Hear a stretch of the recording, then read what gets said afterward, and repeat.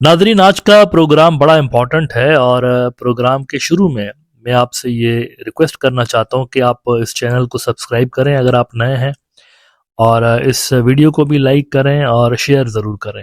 दोस्तों, 2009 से पहले नरेंद्र मोदी साहब, जो कि भारत के प्रधानमंत्री हैं, उनकी इंटरनेशनल लेवल पर जो इमेज थी इंतहाई ख़राब थी। इनको बुचर ऑफ गुजरात के नाम से याद रखा जाता था, गुजरात का कसाई।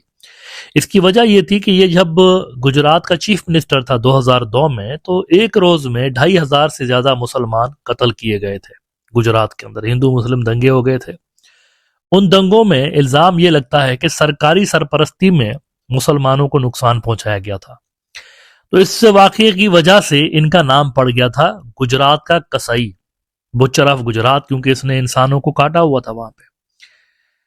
इस वजह से फिर यह भी हुआ कि कई सारे मुल्कों में, इंक्लूडिंग अमेरिका और यूरोप के कई सारे मुल्कों में, नरेंद्र मोदी का दाखिला बंद था। ये ब्लैक लिस्ट था, इसको वीजा नहीं दिया जाता था, ये कहीं आ जा नहीं सकता था आसानी के साथ।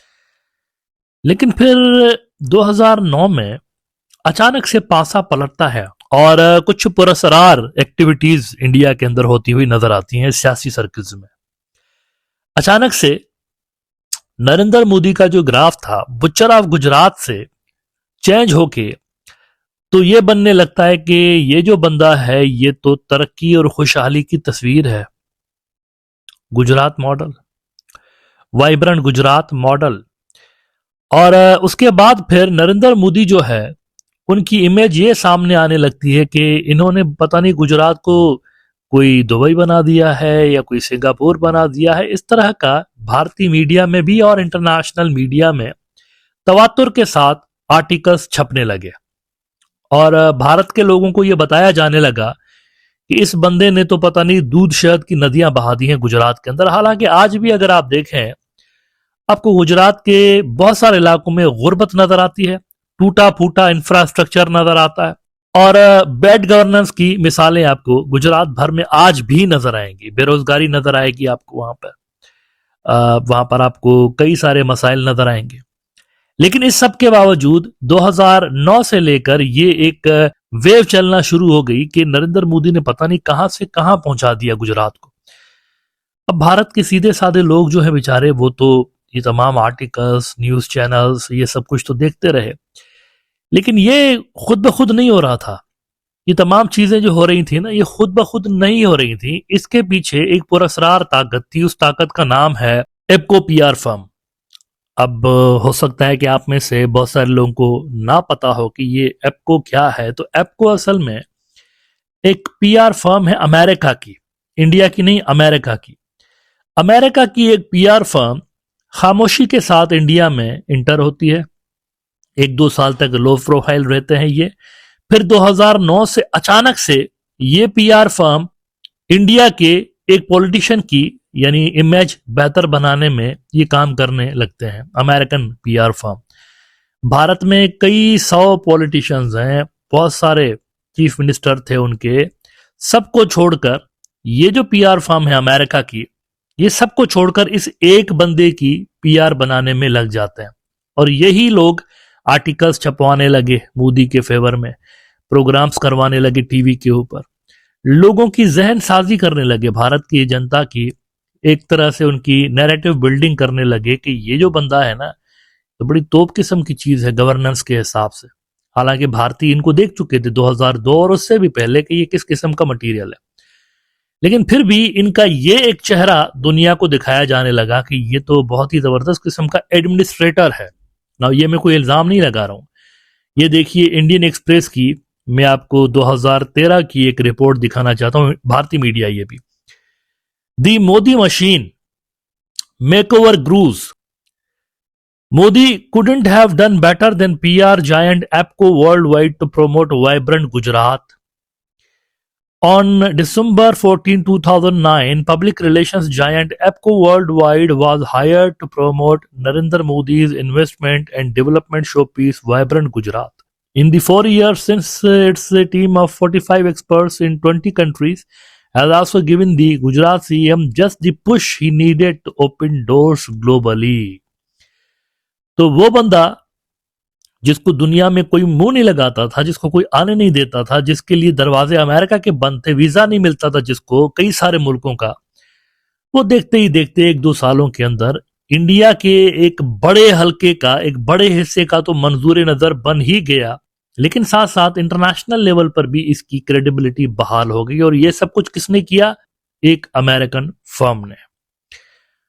अच्छा, अब ऐसा क्या हुआ है, ये क्यों, यानी गोरे जो हैं उनको आखिर अचानक से इस बंदे में क्या नजर आ गया, उन्होंने क्यों इसके लिए इतना कुछ किया, इस पे थोड़ी देर में आता हूं। लेकिन पहले जरा ये दूसरी तस्वीर देखिए, ये अर्ज मुकद्दसा की तस्वीर है, होली लैंड की, मुसलमानों का तीसरा हरम। इसमें आप देख सकते हैं बैतुल मुकद्दस, आप देख सकते हैं इसमें आपको कुब्बतुस सखरा, the Dome of the Rock नजर आ रहा है गोल्डन कलर का। लेकिन इसके सामने आपको बहुत ज्यादा कब्रें भी नजर आ रही हैं। अगर आप इस तस्वीर को गौर से देखें तो ये सामने कब्रें हैं, असल में हजारों की तादाद में, हजारों की तादाद में यहाँ पर ये कब्रें हैं। और ये कब्रिस्तान जो है यहूदी बिरादरी का है। अर्ज मुकद्दसा आप जानते हैं, होली लैंड जो है वो ईसाई, मुसलमान और जो यहूदी बिरादरी है, तीनों के लिए यरूशलेम एक इंतहाई इम्पॉर्टेंट सिटी है, बहुत ही ज्यादा अहमियत का हामिल ये सिटी है। तो तीनों के लिए ये मुकद्दस जगह है, मुकद्दस सरजमीन है, होली लैंड है। तो इस होली लैंड का ये जो हिस्सा है इसको कहते हैं माउंट ऑफ ऑलिव्स, जबले जैतून, अरबी में इसको कहते हैं जबले जैतून, इंग्लिश में इसको माउंट ऑफ ऑलिव्स कहते हैं। तो माउंट ऑफ ऑलिव्स के इस हिस्से में यहूदी हजारों साल से लेके अपने मुर्दे दफन करते चले आ रहे हैं। इसकी कई सारी वजूहात हैं। एक वजह इसकी ये भी है कि यहूदी जो यानी कि उनकी जो रिलीजियस बुक्स हैं उसमें लिखा हुआ है कि जब हमारा मसीहा आएगा तो वो यहाँ पर इन कब्रिस्तानों में से मुर्दों को जिंदा करेगा, जो यहाँ पर दफन है वो जिंदा होंगे दोबारा से, हमारा मसीहा उनको जिंदा करेगा। Point to be noted is that ये वही मसीहा की बात हो रही है यहूदियों का, जिसको मुसलमान दजाल कहते हैं और ईसाई बरादरी एंटी क्राइस्ट कहती है। तो दजाल के बारे में वो कहते हैं कि जब वो आएगा तो इन तमाम कब्रिस्तानों में ये जो भी लोग हैं उनको जिंदा करेगा। तो सदियों से लेकर यहूदी बरादरी अपने मुर्दे यहाँ पर दफन करती चली आ रही है, इस उम्मीद के साथ कि जब भी कभी उनका मसाया आएगा तो वो इनको यहाँ से जिंदा करेगा। अच्छा, इसके साथ ही अगर आप देखें एक दरवाज़ा भी है, वो जो वेस्टर्न वॉल है ना, उसका एक दरवाज़ा भी है। उस दरवाजे के बारे में यहूदी बरादरी के अंदर और क्रिश्चियन बरादरी के अंदर ये एक ख्याल पाया जाता है कि मसीहा इस दरवाजे से आएगा। तो पास्ट में हुआ ये कि बहुत सारे यहूदी बरादरी में भी और क्रिश्चियन बरादरी में भी बहुत सारे जो झूठे मसाया थे वो पैदा हुए और फिर वो शर फैलाते रहते थे यहाँ पर। लिहाजा मुसलमान जो रूलर्स थे उन्होंने इस दरवाजे को ही बंद करवा दिया कि यार ये क्या मजाक है। उन्होंने दरवाजे को बंद करवा दिया और ये दरवाजा बंद ही है, बंद है ये दरवाजा वेस्टर्न वॉल का, जिसके बारे में ये कहते हैं कि ये यहाँ से निकलेगा इनका दज्जाल। तो नेवरदलेस, लेकिन यहाँ पर प्रोफेसीज जरूर हैं कि ये यहाँ पर आएंगे और इन मुर्दों को जिंदा करेंगे। अब इन कब्रों में ये जो बहुत सारी कब्रें आप देख रहे हैं, एक कब्र इस शख्स की भी है, ये जो आपको व्हाइट सूट में एक बंदा, ब्लैक टाई व्हाइट सूट में एक बंदा आपको नजर आ रहा है, इन भाई साहब की भी एक कब्र है। इसका नाम है रॉबर्ट मैक्सवेल। अब रॉबर्ट मैक्सवेल कौन है? रॉबर्ट मैक्सवेल मीडिया टाइकॉन था बहुत बड़ा और पॉलिटिशियन भी था। रॉबर्ट मैक्सवेल एक रोज 1991 में किसी जगह पर, शायद स्पेन के करीब किसी आइलैंड के पास था, तो वहां पुरस्कार हालत में इसकी मौत वाकई हो जाती है, मिस्टीरियस हालत में। आज तक किसी को नहीं पता ये कैसे मरा था। कुछ कहते हैं इसको दिल का दौरा पड़ा था, इसको फोन करते रह गए पीछे से, लेकिन इसने, ये कश्ती पे था, अपनी कश्ती पे, तो ये फोन पिक नहीं कर रहा था। फिर इसकी लाश जो है वो अटलांटिक ओशियन जो है वहां की एक कनेरी नाम का एक आइलैंड है, वहां पर कनेरी, तो वहां से इनकी लाश जो है वो बरामद हुई। अब उसके बाद इनकी जब लाश निकाली गई तो इनको लाया गया यरूशलेम। यरूशलेम लाकर माउंट ऑलिव में इसको दफनाया गया और बड़ा स्टेट प्रोटोकॉल के साथ हीरोइक वेलकम इनको दिया गया। ये यहूदी था रॉबर्ट मैक्सवेल। हीरोइक फेयरवेल इनको दिया गया। और इम्पोर्टेंट बात, इसका ये जो आखिरी रसूमात थी ना, जब इसको दफन कर रहे थे, तो उन आखिरी रसूमात में एक तो मुसाद जो है इजराइल की खुफिया एजेंसी, उसका तो चीफ था ही, लेकिन 5 फॉर्मर चीफ भी मौजूद थे, मुसाद के 5 फॉर्मर चीफ। तो ये कोई नॉर्मल फनरल नहीं था, यानी this was something, something special, something different. मैं आपको ज़रा 34 साल पहले का, आज से 34 ईयर्स पहले का 1991 का एक वॉशिंगटन पोस्ट, जो कि दुनिया के सबसे बड़े न्यूज़ आउटलेट्स में से एक है, उनकी एक रिपोर्ट दिखाना चाहता हूँ। Israel gives Maxwell farewell fit for hero. Publisher Robert Maxwell, ये मीडिया के अंदर भी था, पब्लिशर भी था, पॉलिटिशियन भी था। Publisher Robert Maxwell today was given a funeral befitting a national hero by Israel, the country with which he developed an intimate and sometimes controversial relationship in the last 3 years of his life. Maxwell, whose body was recovered from the Atlantic Ocean of the Canary Islands last Tuesday after he disappeared from his yacht, was buried late this afternoon in Judaism's most prestigious spot, the cemetery on Jerusalem's Mount of Olives, facing the Western Wall. His funeral service in Jerusalem's Hall of the People was attended by a host of Israeli politicians, led by the Prime Minister Yitzhak Shamir and President Shyam Herzog, who eulogized the self-made tycoon as a man cast in a heroic mode. तो इससे ये चीज तो चलें जाहिर हो गई कि ये बंदा इसराइल के लिए एक बड़ा ही हाई वैल्यू एसेट था, और इसकी मौत पे बड़ा ज़बरदस्त तरीके से इसको वेलकम दिया गया। जैसे कि मैंने आपको बताया कि 6 कम से कम मुसाद के जो चीफ थे साबिका और करंट, वो इसके आखिरी रसूमात में शरीक हुए।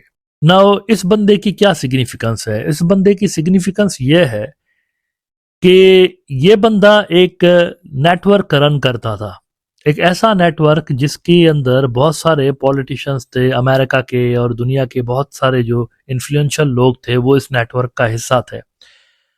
अब ये नेटवर्क कैसे लोगों को कंट्रोल करता था, कैसे डिप्लोमेटिक और कैसे ये पावर कॉरिडोर्स का इस्तेमाल कैसे करता था, इसके बारे में पहले लोग ज़्यादा नहीं जानते थे। लेकिन फिर इसके बाद रॉबर्ट मैक्सवेल के नेटवर्क में एक बंदा शामिल किया जाता है। वैसे वो नेटवर्क रॉबर्ट मैक्सवेल के अलावा उसकी बेटी भी चलाती थी, बाप बेटी दोनों मिलकर चलाते थे। लेकिन फिर उस नेटवर्क के अंदर एक बंदे की एंट्री होती है जिसने इस नेटवर्क को एक नई बुलंदियों के पहुंचा दिया, एक बहुत ही बड़े मैसिव लेवल पर फैला दिया। उस बंदे का नाम है जेफरी एप्स्टेन। जी हाँ, वही जेफरी एप्स्टेन जिसका नाम आजकल आप सारी दुनिया में सुनते हैं और वायरल है पूरी दुनिया में। एप्स्टीन फाइल्स अमेरिका के डिपार्टमेंट ऑफ जस्टिस ने रिलीज किए हैं। तकरीबन 30 लाख से ज़्यादा उसमें डॉक्यूमेंट्स हैं, 2000 से ज़्यादा वीडियोस हैं, 1,80,000 से ज़्यादा उसमें तस्वीर हैं, इमेजेस, ये उन्होंने रिलीज़ की हुई हैं एप्स्टीन फाइल्स, जो अभी हाल ही में डिपार्टमेंट ऑफ जस्टिस ने रिलीज़ की हुई हैं। तो ये जो जेफरी एप्स्टेन है वो इसके नेटवर्क का जब हिस्सा बना, उससे पहले वो एक टीचर था, असल में एक बेज़रर सा इंसान था, टीचर था। लेकिन यहाँ पर जब वो आया तो मैक्सवेल की बेटी के साथ मिलके इसने इस नेटवर्क को बहुत ज़्यादा फैलाया, और ये जो नेटवर्क है इजराइल के करीब समझा जाने लगा कि ये उसके करीब है। ये लोगों को कल्टीवेट करते थे एक तरह से, मुख्तलिफ मुल्कों में इंटरेस्ट वाले जो लोग हैं उनको आइडेंटिफाई करके उनके ऊपर इन्वेस्टमेंट करते थे, फिर उनकी जो वीकनेसेस हैं वो अपने पास रखते थे, फिर उन वीकनेसेस को इस्तेमाल करते हुए ये उनसे डिफरेंट तरह के काम लेते थे। अब कई तरह की वीकनेसेस होती थी, उसमें से एक तो आपने ये सुना ही होगा कि इसका एक आइलैंड था, एप्स्टेन आइलैंड। तो उस आइलैंड में ये लोगों को बुलाते थे, उनसे गंदे काम करवाते थे, यानी इलीट क्लास के जो लोग हैं उनको। लेकिन फिर उन बेचारों को पता नहीं होता था कि उनकी जो मूवमेंट्स हैं वो रिकॉर्ड हो रही हैं, और फिर वो उन चीज़ों को इस्तेमाल करते हुए फॉरेन पॉलिसी, डिप्लोमेटिक पॉलिसीज़ और इकोनॉमिक पॉलिसीज़ और तरह तरह के स्ट्रेटेजिक डिसीजंस जो हैं वो मर्जी के इन लोगों से करवाने की कोशिश करते थे उन मुल्कों में। तो ये था असल में उस नेटवर्क का बुनियादी काम।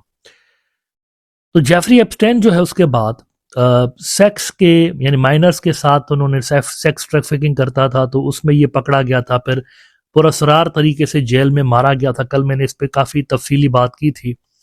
पुरस्रार तरीके से ये मारा यूं गया है कि ऑफिशियली ये कहा जाता है कि ये बंदा जो है इसने खुदकुशी की है, लेकिन इसको जो है ना एक ऐसी प्रिजन में रखा गया था कि जो कि 24 घंटे अंडर सर्विलेंस होती थी, यानी वहां पर एक खास किस्म की प्रेजेंस ऐसी होती है जहां पर अगर किसी को ये शक हो लॉ एनफोर्समेंट एजेंसीज को कि ये बंदा सुसाइड कर सकता है, तो उनके लिए अलग सेल होती हैं, फिर वो 24 घंटे अंडर सर्विलेंस होती है।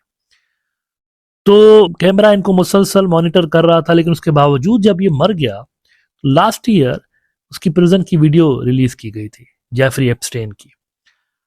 तो जेफरी एप्स्टेन की जब प्रिजन की वीडियो रिलीज की गई तो उसमें से 3 मिनट मिसिंग है। अब उन 3 मिनट में क्या हुआ है नोबडी नोस, क्योंकि वो 3 मिनट नहीं रिलीज किए गए, कट है उस वीडियो के अंदर।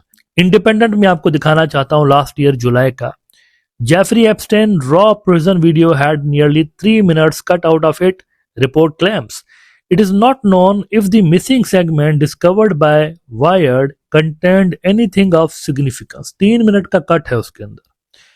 अब उस 3 मिनट में ऐसा क्या है कि ये बंदा ऑफ हो गया है और वो 3 मिनट की जो वीडियो है वो नहीं है? उसमें ऐसा क्या हुआ है? कुछ तो हुआ है कि वो उसमें नहीं है, प्रिजन की जो वीडियो है उसके अंदर वो नहीं। बहरहाल तो ये मारा जाता है, लेकिन जेफरी एप्स्टीन ने उसकी जो फाइल्स रिलीज की गई हैं, ईमेल्स उसकी मुख्तलिफ लोगों से बात कर रहा है, उसमें भारतीय प्रधानमंत्री नरेंद्र मोदी का भी नाम सामने आया है। अब इंडिया की जो मिनिस्ट्री ऑफ एक्सटर्नल अफेयर्स है उसने इसको कचरा करार देकर रद्द किया है कि नहीं नहीं ऐसी कोई बात नहीं, कचरा। लेकिन यहां पर 2-3 सवालात रेज हो रहे हैं जो कि भारत की अपोजिशन भी रेज कर रही है सवालात, और बहरहाल सवालात तो बनते हैं। बुनियादी सवाल, एप्स्टीन कैसे जानता था मोदी को? एप्स्टीन की मोदी के साथ डायरेक्ट कम्युनिकेशन का जिक्र हो रहा है। तो एक ऐसे बंदे को जिसका ये बैकग्राउंड है जो कि मैंने आपको बताया, उसको एप्स्टीन कैसे जानता है? यानी ये डायरेक्टली कैसे, कब मिले, कैसे मुलाकातें हुई, और मोदी इस ये जो इतना बड़ा खतरनाक किस्म का नेटवर्क चल रहा था आलमी सतह पर, तो इसके साथ मोदी कैसे कांटेक्ट में आया हुआ है ना सवाल। इसका जवाब नहीं दिया, सिर्फ ये कह देना कचरा है कचरा। ठीक है भाई, कचरा है, मान लेते हैं आपकी बात, चलें, जो इंडिया की मिनिस्ट्री ऑफ फॉरेन अफेयर्स ने बोला मान लेते हैं कचरा है, ओके कचरा है। लेकिन ये मिला कैसे इसके साथ? ये डिपार्टमेंट ऑफ जस्टिस की रिपोर्ट यानी जारी की गई अमेरिका की तरफ से। ये किसी जर्नलिस्ट ने कहा होता तो इसको रबिश करार दे के हम भी उठा के डस्टबिन में फेंक देते हैं, लेकिन क्या करें, ये तो अमेरिका ने जारी की हुई है, उनके डिपार्टमेंट ऑफ जस्टिस ने जारी की हुई है। मजाक तो नहीं कर रहे ना वो दुनिया के साथ, यानी उसके अंदर उनके अपने लोग हैं। Can you believe this? उनके अपने, उनकी क्रीम, उनकी इलीट, वो लोग भी हैं इसके अंदर, उनकी रेपुटेशन। तो वो मजाक तो नहीं कर रहे ना, कुछ है तभी वो अपने लोगों को दिखा रहे हैं। असल में हाल ही में एक इस हवाले से एक कानून पास किया गया था, उस कानून के तहत ये तमाम चीजें रिवील की जा रही हैं। जबरदस्ती इनको, यानी मजबूरी में उनको वो कानून पास करना पड़ा था, उसके तहत ये सारी चीजें रिलीज की जा रही। तो उसमें नरेंद्र मोदी को कैसे एप्स्टीन जानता था?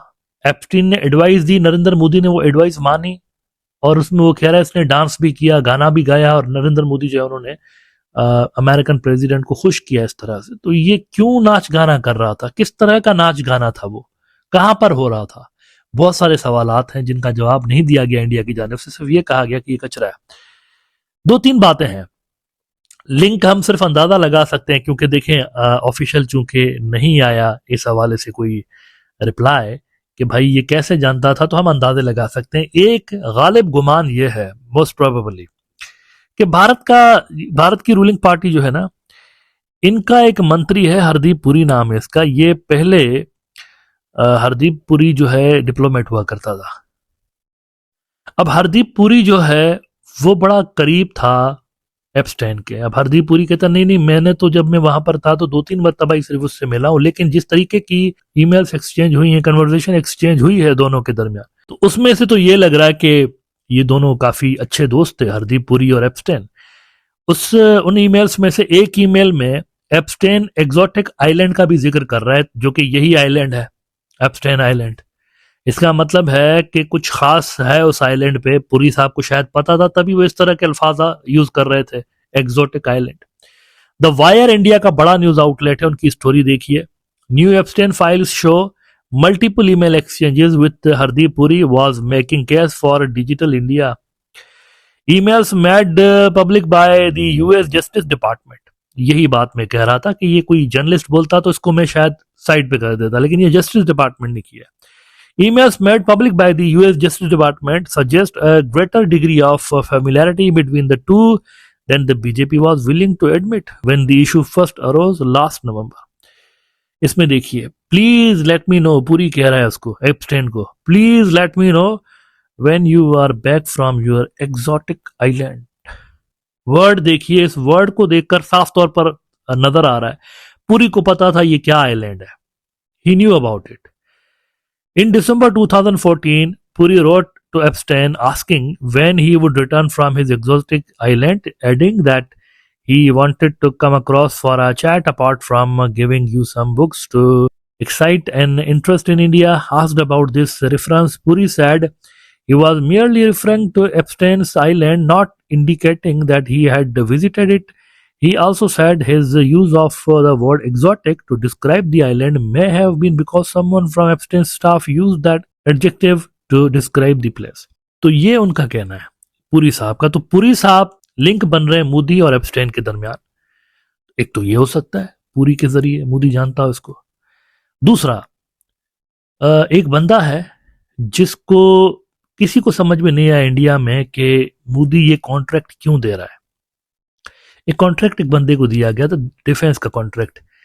उस बंदे का दूर दूर तक डिफेंस से कोई ताल्लुक नहीं था। उसकी जो कंपनी है डिफेंस का कोई साजो सामान नहीं बनाती थी, लेकिन उसके बावजूद भी इंडिया का एक बहुत ही इंपॉर्टेंट डिफेंस से जुड़ा हुआ कॉन्ट्रैक्ट उस बंदे को दिया गया था।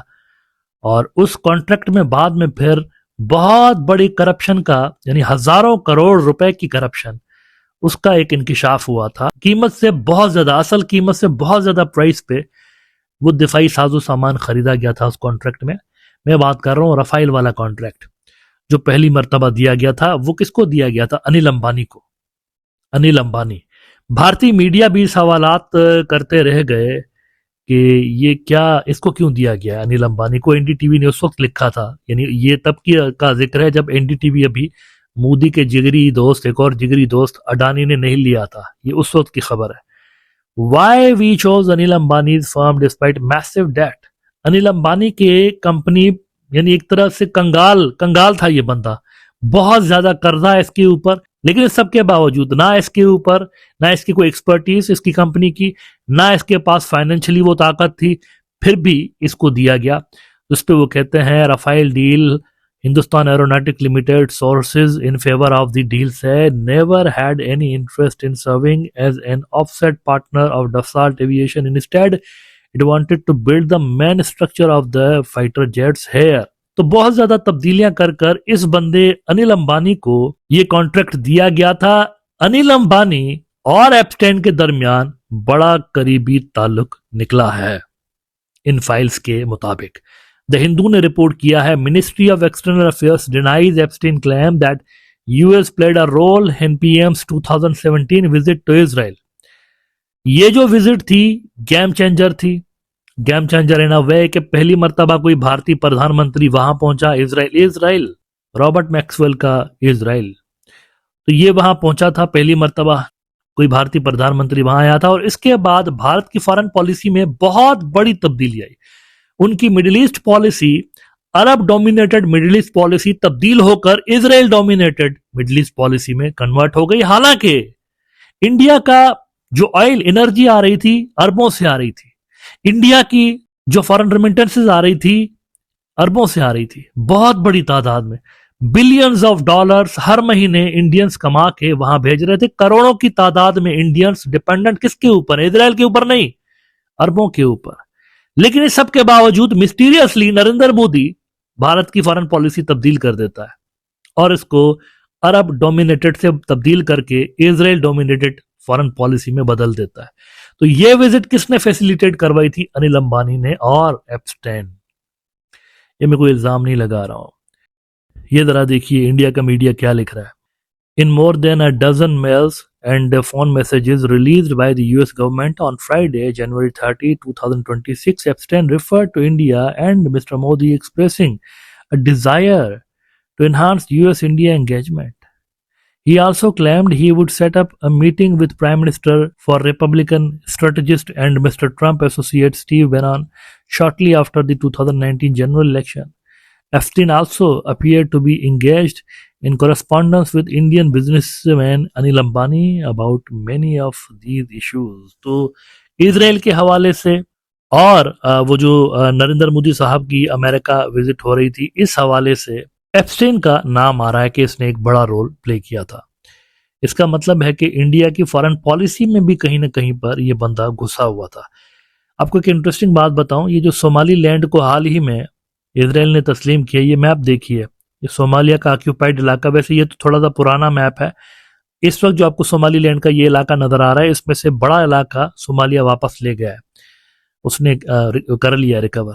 ये सोमाली लैंड असल में 1991 से लेकर इनका ऑक्यूपाइड इलाका है, जिसपे घुसपैठी सरकार मौजूद है, जिसको दुनिया में कोई रिकॉग्नाइज करता नहीं था। लेकिन एप्स्टेन फाइल्स में एप्स्टेन एक ईमेल में कह रहा है कि ये जो सोमाली लैंड है, ये तो बड़ा ही जबरदस्त इलाका है भाई, कमाल का इलाका है, यहाँ पर बैठकर हम नजर भी रख सकते हैं और यहाँ पर बैठकर हम काफी कुछ चीजें कर सकते हैं। हम यहाँ पर सोमाली वुड स्टूडियोज बनाएंगे, उसमें कई सारी हम यहाँ पर बिजनेसेस भी खोलेंगे। ये इस तरह की बातें करता हुआ नजर आ रहा है। इसको रिकग्निशन दिलवाना चाहिए, ये बातें कर रहा है 2012 में एप्स्टेन। और 2025 में इजराइल पहला मुल्क बनता है दुनिया का जो कि सोमाली लैंड को एक्सेप्ट करता है। इजराइल के बाद लाइन लगनी थी, इसमें एक और भी मुल्क आना था जिसका नाम था इंडिया, लेकिन आखिर में गड़बड़ हो गई। इंडिया ने क्लेम किया है कि हमने तो इसका कभी हमने सोमाली लैंड को तस्लीम करने की बात ही नहीं की। टाइम्स नाउ कहता है India to recognise Somaliland, ministry of external affairs debunks fact claims of talks denied recognition move. लेकिन ये हुआ कैसे है? ये इंडिया जो है जिसको आना था, इजराइल ने भी कांटेक्ट किया था बाय द वे, उनके कई सारे ऑफिशियल्स ने भी इस तरह की बातें की कि इंडिया को रिकॉग्नाइज करना चाहिए सोमाली लैंड को, और इंडिया को करना भी था। लेकिन हुआ क्या है, आखिरी मोमेंट पे गेम उलट गई, बेसिकली सऊदीज ने गेम उल्टा दी। हुआ ये कि ये यमन के अंदर जो पिछले दिनों आपके इल्म में होगा कि सऊदीज की और एक ब्रदर इस्लामी मुल्क की, उनके दरमियान खिटपिट स्टार्ट हो गई, तो इसमें कहीं ना कहीं पर यहाँ पर ये भी आने के लिए पर तोल रहे थे यमन के अंदर इजरायली। लेकिन सऊदीज ने एक तरह की शटअप कॉल देते हुए यमन को, यानी उनकी ये पॉलिसी है कि यमन यूनिफाइड रहेगा, यमन के टुकड़े नहीं होंगे, यमन केक की तरह नहीं कटेगा। तो उन्होंने यमन में सऊदीज ने गेम उल्टा दिए सबके, और यहाँ पर अब सऊदी की पोजीशन है। और इसके अलावा हौथीज जो हैं वो ईरान के करीब हैं, और ईरानी और सऊदीज जो हैं वो आजकल स्ट्रेटेजिक पार्टनर्स हैं दोनों। वो पुराने जमाने में लड़ते थे कई साल पहले, लेकिन चाइना ने जो दोनों की रिकंसिलेशन कराई है उसके बाद दोनों के टाइज रॉक सॉलिड हैं। तो यमन में गेम उलट गई। फिर आप ये जरा नक्शा देखिए, इसमें आपको दिख रहा है सोमालिया का जो इलाका, मैंने जैसे कहा ऑरेंज कलर का जो सोमाली लैंड नजर आ रहा है, इसका बड़ा इलाका सोमालिया रीगेन कर चुका है और बाकी का भी आहिस्ता आहिस्ता रीगेन कर रहा है। फिर आपको ये जो इथोपिया के साथ वाला बॉर्डर लग रहा है ना, ये जो ऊपर की तरफ से, ये सूडान है। और सूडान के अंदर भी कुछ गड़बड़ पैदा करने की कोशिश की जा रही थी। वहां पर भी सऊदी बैक्ड जो सरकार है उनकी पोजीशन मुस्तहकम हो चुकी है, वहां भी गेम उलट गई है। वो जो बड़े प्लान्स थे ना यहाँ पर, वो भी गेम उलट गई है। बीच में सोमाली लैंड हवा में लटक गया है, क्योंकि ये जो यमन और सूडान में जो कुछ भी हुआ है ना, इन दो वाकयात ने सोमाली लैंड वाली जो शरारत थी उसके गुब्बारे से हवा निकाल दी। लिहाजा अब सूरत हाल ये बनी हुई है कि इस इलाके की रिकग्निशन कोई फायदा नहीं देगी, क्योंकि ये दोनों तरफ से घिर गया है। It's just a matter of time कि सोमालिया कब दोबारा अपना ये इलाका वापस ले लेता है। तो इस वजह से इंडिया जो है वो इसको रिकॉग्नाइज नहीं कर सकता। लेकिन एप्स्टेन फाइल्स में ये भी था कि 2012 में वो कह रहा है कि रिकॉग्निशन दिलवाओ, और इंडिया का नाम इसमें भी आ रहा था कि इंडिया सोमाली लैंड को तस्लीम करने जा रहा है। टीआरटी वर्ल्ड ने लिखा, India Modi Somaliland and Rothschild deal future in new Epstein files. तो अब कंक्लूजन में कोई नहीं निकालता हूं, आखिर में आप ये तमाम जो डॉट्स हैं उनको कनेक्ट करें खुद, कि 2009 में अचानक से एक ऐसा बंदा जिसको दुनिया भर में, जिसकी एंट्री बैन थी अमेरिका में और बाकी जगहों पे वेस्ट में, अचानक से वो एक बहुत बड़े यानी एक एडमिनिस्ट्रेटर के तौर पर सामने आता है। सारी इंटरनेशनल मीडिया में भी और यहाँ पर भी उसके फेवर में आर्टिकल्स लगना शुरू हो जाते हैं। देखते ही देखते वो बंदा नेशनल लेवल पर आता है, फिर प्रधानमंत्री बन जाता है। प्रधानमंत्री बनने के बाद वो इतना पावरफुल हो जाता है कि वो सिस्टम के ऊपर ही कब्जा करके बैठ जाता है, पूरे मीडिया के ऊपर, जुडिशरी के ऊपर, उसके बाद यानी ये वन मैन शो की तरह बन जाता है और मिडिल ईस्ट पॉलिसी तब्दील करके इसराइल की तरफ चला जाता है और कई सारे ऐसे फैसले लेता है जो कि पुरस्कार किस्म के, मिस्टीरियस किस्म के हैं।